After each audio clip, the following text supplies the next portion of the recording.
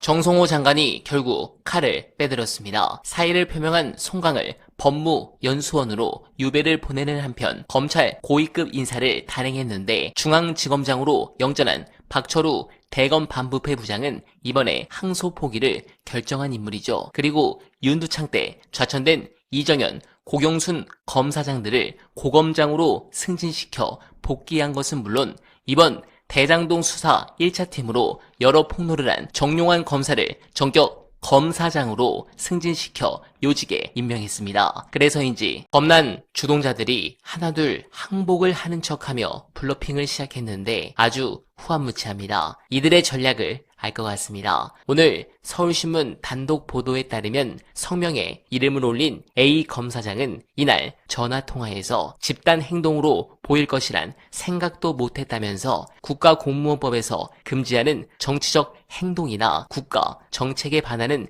집단 행동을 한 것이 아니라 일선 공소 유지를 지휘하는 입장에서 혼란이 발생할 수 있으니 설명을 해달라는 것이었을 뿐이라고 설명했습니다. 그러면서 B 검사장도 집단 행동은 전혀 아니다. 검찰 이기주의 차원에서의 성명도 아니었다며 항소 포기가 국민이 보시기에 이해가 안 되는 부분들이 있으니 설명해 달라는 것이라고 말했습니다. 그러면서 C 검사장은 분명히 항명 프레임을 씌울 것이란 예상을 했지만 그럼에도 불구하고 검사장들이 나름대로의 역할을 해야 하기 때문에 설명을 요구했다면서 만약 징계를 받게 된다면 행정소송을 통해 이게 과연 항명인지를 분명하게 가려볼 것이라고 말했습니다. 네, 추가 입장은 없을 것 같은데 이들이 지금 사법부를 신뢰하는군요. 징계 때리면 취소 소송으로 가겠다는 것이고 더는 기어오르지 않을 테니 무승부로 가자는 것인데 웃기는 소리입니다. 징계는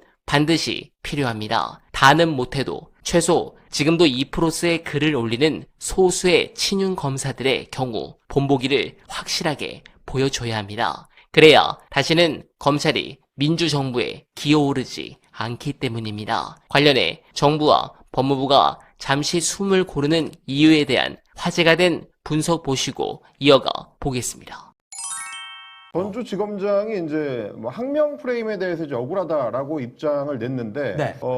좀 주목해 볼 만한 이제 포인트입니다. 항명 프레임이 억울하다. 왜냐면 우리는 의견을 설명을 요구한 건데, 그게 왜 항명이냐 이제 이런 거거든요. 그럼 이제 이거를 이제 법리적인 논쟁으로 끌고 가기 시작하면 문제가 또 좀 복잡해집니다. 그러니까 그동안 이제 정치 공세로 민주당이 때리던 때하고, 그럼 이게 항명이면은 죄목이 뭐냐? 쉽지 않아요. 이게 이제 법리적으로 항명을 처벌할 수 있는 조항이 있느냐? 근데 그리고 굳이 따지자면 법무부 장관한테 항명한 거냐 그러면? 그러면 법무부 장관한테 항명했다는 거는 법무부 장관이 뭔가 수사 지휘를 해가지고 명령을 내렸다는 얘긴데 없잖아요. 그러면 항명이 아닌 거잖아. 법무부 장관한테 항명이 아닌 거잖아요. 그러면 대검 그때 차장, 검찰총장 대행한테 항명한 거냐? 네. 그러면 그걸 민주당이 왜 뭐라고 하죠? 뭐 굳이 따지면 그 머리를 쓴 거구나. 그러니까 이제 이게 애매해지는 겁니다. 그러면 대장동 일당에 대한 항소를 안 하는 게 맞았냐? 당연히 아니죠. 항소를 했어야지. 근데 왜 안 했어? 그럼 니들끼리 한 거잖아. 이게 지금 이제 대통령실과 법무부의 논리잖아요. 우리가 하지 말라고 그랬어? 니네가 알아서 한 거잖아. 검찰차장이랑 뭐 니네끼리 축축박축 해가지고. 그거지. 야, 이거 잘 생각해. 아니, 그러니까 근데 이게 이런 따지기로 들어가면 복잡해져요. 오케이. 검사들 입장에서는 분리할 거 없는 싸움이죠. 그래서 저는 애초에 왜 항명 프레임으로 잡았는지 잘 모르겠는데. 오케이. 이제 때리기는 좋죠. 때리기는 좋은데 그 다음 단계에 대한 고민이 있느냐라고 생각해 보면 사실 저는 잘 모르겠거든요. 그래서 저는 처음부터 계속 얘기했던 게 뭐냐면 실제로는 지검장들은 일단 한번 때려놨기 때문에 네. 제가 어저께도 말씀드렸지만 법무부 장관이 이미 키를 가져온 상황이고 대검차장 바뀌었고 네. 지검장들 나가든지 말든지 뭐 지들이 알아서 하는 거고 그리고 더 중요한 거는 법무부 장관이 검찰에 대한 통제력을 가진 상태에서 내년 검찰 해체까지의 과정을 전반적으로 정부가 끌고 가는 거, 정부가 주도하는 거 이게 중요하기 때문에 네. 키는 쥐는 계기가 됐다. 네. 그거는 어느 정도 성과를 만들어냈다라는 점에 대해서 저는 평가를 하고 동시에 그럼 검찰 입장에서 특히 대장동 사건에 대해서 어떻게 접근해가지고 조질 거냐라고 따지면 지금 문제가 되고 있는 수사 단계에서의 문제들 이른바 이제 두 번째 수사팀이 했었던 뭐 정영학 녹취록을 이제 조작을 했다든지 네. 뭐 수사 과정에서 무리하게 이재명 대표한테 뒤집어 씌우기 위해서 수사 조작을 했다든지 이런 사안들에 대해서 이거 따져보자. 너네 이거 수사 똑바로 했는지 이거 불법 수사한 거 아닌지 따져서 처벌하겠다라고 하면 검사들이 뭐라고 할 겁니까? 야, 니네 이거 맞아?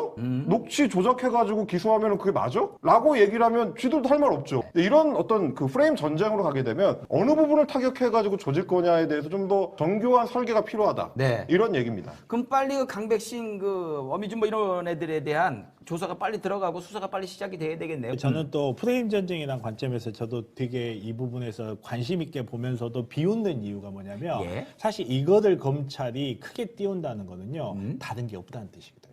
우리가 가장 마지막 걱정하는 게 카드구나. 캐비넷 같은 거 뭐 이런 거 많이 걱정했었잖아요. 어허. 어떤 수사를 해가지고 남아있는 1년의 기간 동안 어떤 특별한 수사를 시작해서 자기네들의 검사들의 프레임으로 끌고 가는 이런 걸 불안해했었는데 네. 얘네들이 회심의 일격으로 꺼내가지고 검사장들이 다 들고 일어나서 난리를 치는 사건 겨우 이 정도 수준입니다. 그래서 저는 이제 고삐를 어떻게 쥐고 흔들고 내년까지 데리고 갈 거냐의 문제인 건데 네. 일단 잘 보시면 지금까지도 검찰총장 인사에 관련된 얘기 자체가 안 나옵니다. 네, 맞아. 검찰총장을 누구를 인선할지 말지 이런 얘기 자체가 안 나와요. 지금 거의 이제 6개월째 가고 있는데 네. 검찰총장을 임명할 생각이 없는 걸로 보이는 수준이거든요. 장관도 그럴 생각이 없어 보이고 이제 10개월 대통령도 그럴 생각이 없어 보이고 그러니까 너네는 구심점을 삼을 수 있는 인사 자체를 안 내줄 거다. 대검 차장도 마찬가지 않습니까? 노만석인지 나발인지 저는 이름도 잘 모르지만 그런 사람이 있다가 아 제가 책임지고 나가겠습니다 하면 나가 그러면 바로 그 다음 사람 꽂고 이런 식으로 지금 검찰의 어떤 힘을 빼고 있는 과정이기 때문에 변호사님 말씀하신 것처럼 지검장들이 16명이 연서명을 해가지고 난리를 쳐도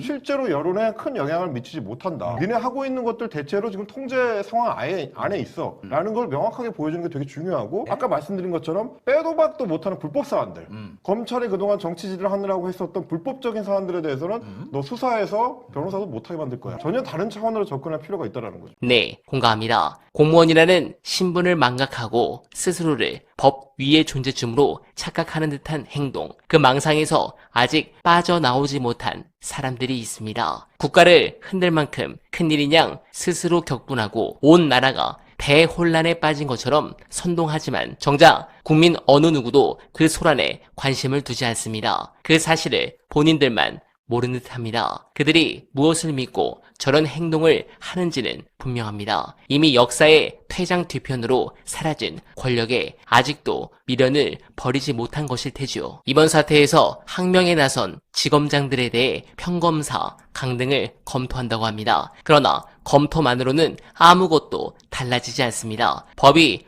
허용하는 범위 안에서 권한을 최대한 행사해 책임을 물어야 합니다. 그것이야말로 공직사회가 지켜야 할 최소한의 규율입니다. 여러분들은 어떻게 생각하십니까? 동의하신다면 소중한 언알바 후원 부탁드립니다. 댓글에 고정된 내용을 통해 많은 사랑 부탁드리며 언알바는 오늘도 최선을 다하겠습니다. 여러분 고맙습니다.